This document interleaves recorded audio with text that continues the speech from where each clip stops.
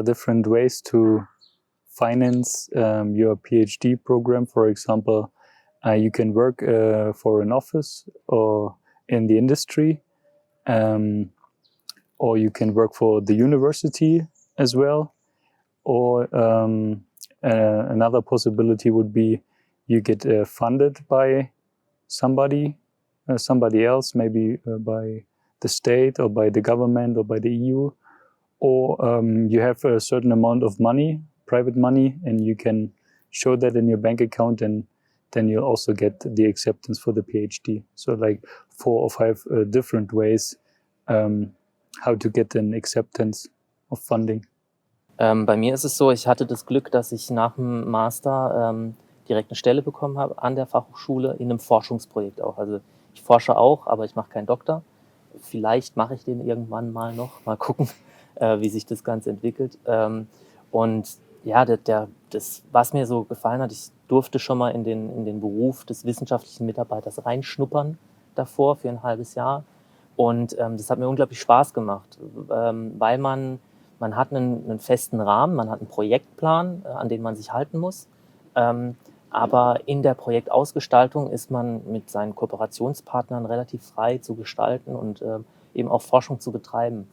Und dann hatte ich das Glück, dass das auch noch ein Thema war, was mich persönlich ganz gut interessiert hat. Und ja, durfte dann so direkt weitermachen. Und ich glaube, das ist auch was sehr Schönes, Cooles, wenn man direkt anschließen kann ans Studium und das direkt anwenden kann, was man gelernt hat. In einem Umfeld von den Leuten, die man schon kennt, im Prinzip.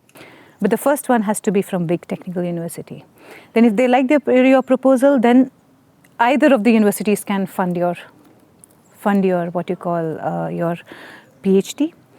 In the sense that you are going to pursue a PhD, and the particular department you have to do some work as well. You have to contribute 20 hours or 10 hours, whatever.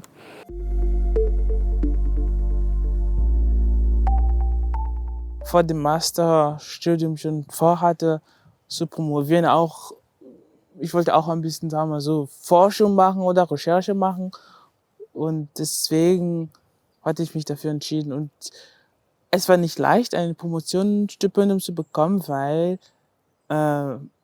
man wirklich einige Voraussetzungen erfüllen muss. Also man muss sehr gute Noten haben und auch sozial engagiert sein und also nicht politisch unbedingt, aber sozial engagiert, und es war nicht einfach, ein Stipendium, also Promotionsstipendium zu bekommen.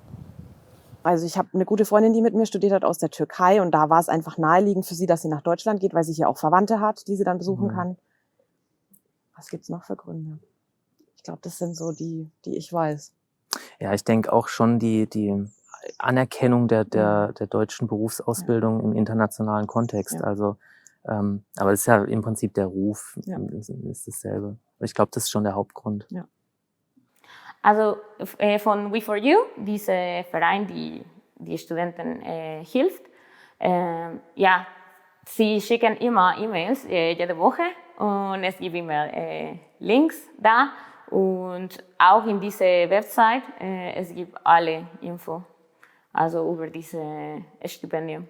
And try that the professor get to know you, because if you want to apply for a scholarship or for an stipend, the most secure thing that it will require one recommendation letter from a lecturer or from a professor.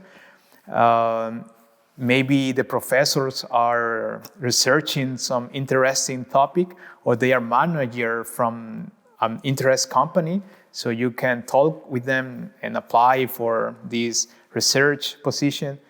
And if you are a nice guy, maybe one professor can recommend you.